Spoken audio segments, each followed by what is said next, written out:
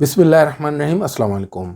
Italy का work visa और seasonal work visa, काफ़ी अरसे बाद इटली ने अपने वर्क वीज़ा और सीज़नल वर्क वीज़ा इसकी जो पॉलिसी है जिसको कहते हैं दितित्रो फ्लूसी 2020 या इसको आप नया इमिग्रेशन लॉ कह सकते हैं, वो इंट्रोड्यूस करा दी है। इटली ने 31,000 वर्क वीज़ा या वर्क परमिट का कोटा भी जारी कर दिया है।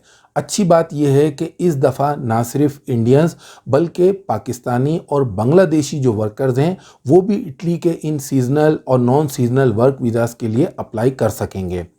अच्छी बात यह है कि इटली के इन वर्क वीज़ा और सीज़नल वर्क वीज़ा के लिए कोई ख़ास एजुकेशन, कोई लैंग्वेज, इंग्लिश लैंग्वेज की प्रोफिशिएंसी, कोई डिग्री, कोई डिप्लोमा इनकी ज़रूरत नहीं होती, बल्कि इसके लिए आपको सिर्फ़ और सिर्फ इटली का एक एम्प्लॉयर ढूंढना पड़ेगा और उससे एक जॉब ऑफ़र लेनी होगी। अब वो आप कैसे ले सकते हैं, उसकी टेक्निक क्या है, किस तरह आप इफ़ेक्टिवली वहाँ के एम्प्लॉयर से रब्ता कर सकते हैं, उसके लिए आपको क्या करना होगा, ये मैं आगे चल के आपको इस वीडियो में बताऊँगा। अब ये जो नए वर्क वीज़ा या वर्क परमिट का कोटा जारी हुआ है, इसके लिए जो वहाँ के एम्प्लॉयर्स हैं मुख्तलिफ़ सेक्टर्स के, जिनमें जो ख़ास हैं वो है एग्रीकल्चर और हॉस्पिटैलिटी इंडस्ट्री।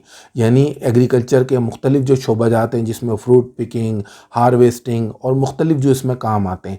इसी तरह हॉस्पिटैलिटी में होटल, रेस्टोरेंट इंडस्ट्री, जिनमें बारटेंडर, शेफ़, किचन हेल्पर, इस तरह के बहुत सारे ऑक्यूपेशन आते हैं। वो तमाम लोग अब अप्लाई कर सकेंगे। सबसे पहले हम ये जानते हैं कि इटली में इस वक्त इन डिमांड ऑक्यूपेशंस कौन से हैं। यानी अगर कोई अप्लाई करना चाहे इटली में जॉब के लिए, एम्प्लॉय ढूंढना चाहे, तो वो कौन से सेक्टर्स में और कौन सी जॉब्स के लिए अप्लाई कर सकता है, और ये डिटेल हम जानेंगे रज़ा हुसैन बाजवा से। तो रज़ा, आपने मेरा क्वेश्चन सुन लिया, तो आप क्या कहते हैं इस बारे में? जी सर। सर, वैकेंसीज़ की बात करें तो जो ऑक्यूपेशंस इन डिमांड हैं इसमें एग्रीकल्चर सेक्टर में काफ़ी वैकेंसीज़ अवेलेबल हैं। एग्रीकल्चर सेक्टर में भी आगे कई कैटेगरीज़ आ जाती हैं, जैसे मवेशियों की देखभाल है, फ्रूट्स या वेजिटेबल्स को तोड़ना, उगाना, ये तमाम फील्ड्स अवेलेबल हैं। इसके अलावा आप बात करें तो हॉस्पिटैलिटी में काफ़ी जॉब्स हैं। इसके अलावा होटल एंड रेस्टोरेंट्स में मैनेजर से लेके वेटर्स तक, बार्स में भी तकरीबन तमाम ऑक्यूपेशंस मौजूद हैं इटली के सीज़नल वर्क वीज़ा प्रोग्राम में। अच्छा बाजवा साहब, इटली में जॉब ढूंढने के लिए जो सबसे पहला स्टेप है वो क्या हो सकता है, उसके बारे में कुछ बताइए। इस तरह सीवी बहुत मैटर करती है, क्योंकि सीवी ही आपको आपके एम्प्लॉयर को बताएगी कि आप कौन हैं। क्योंकि पर्सनल एम्प्लॉयर नहीं जानता कि आप कौन है, तो ये सीवी ही होती है जो आपके एम्प्लॉयर को अट्रैक्ट करती है आपकी तरफ कि आप कौन है और आपके पास क्या क्या स्किल्स हैं। तो सीवी आपकी इटालियन फॉर्मेट के मुताबिक होनी चाहिए। सीवी इटालियन फॉर्मेट लेने के लिए, इटालियन जो सीवी है उसका फॉर्मेट लेने के लिए आप मुझसे रब्ता कर सकते हैं। जो लोग अप्लाई करना चाहते हैं, इसमें इंटरेस्टेड हैं, फ्री ऑफ कॉस्ट मुझसे फॉर्मेट ले सकते हैं इटालियन सीवी का। आप उसके लिए मुझे मेल कर सकते हैं razahussain025@gmail.com।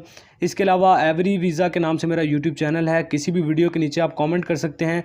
मैं ये सीवी और कवर लेटर जैसे फॉर्मेट आपको फ्री ऑफ कॉस्ट प्रोवाइड कर सकता हूँ। अब मरहला है एम्प्लॉयर या जॉब ऑफ़र ढूंढना। उसके लिए कुछ ऑनलाइन पोर्टल्स हैं, उसके लिंक हम इस वीडियो के डिस्क्रिप्शन में शेयर कर देंगे, आप वहां से जाके चेक कर सकते हैं।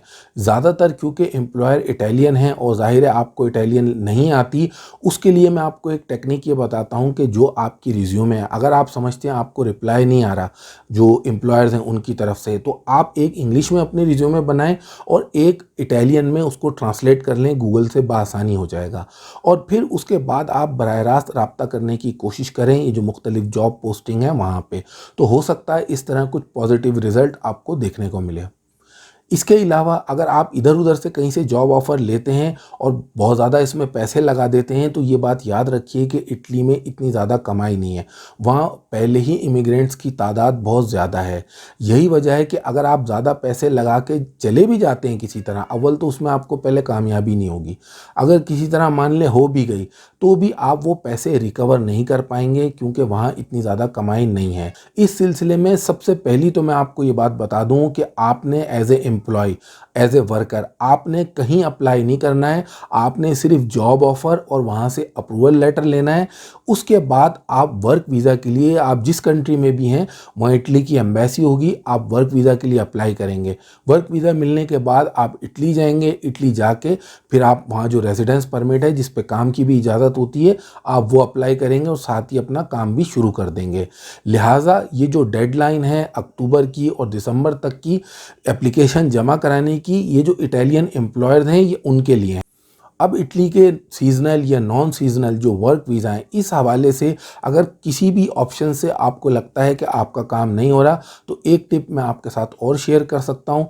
वो ये है कि आप फरवरी के बाद यानी मार्च के आसपास अगर टूरिस्ट वीज़ा आप अप्लाई करते हैं और वहाँ जाके कोई अपॉर्चुनिटी फाइंड करने की कोशिश करते हैं, तो ये भी एक रास्ता हो सकता है। इसकी वजह मैं आपको बता चुका हूँ। एक तो नॉर्मली वैसे भी इटली का जो वीज़ा है, टूरिस्ट वीज़ा, वो इतना ज़्यादा मुश्किल नहीं है। नॉर्मली अगर आपकी तमाम फ़ाइल वगैरह ठीक बनी हुई है, वीज़ा मिल जाता है। अब सिचुएशन क्योंकि थोड़ी मुख्तलिफ है, इटली की इकॉनमी बहुत ज़्यादा बैठ गई है और टूरिज़्म से उनकी आमदनी का बहुत बड़ा ज़रिया है।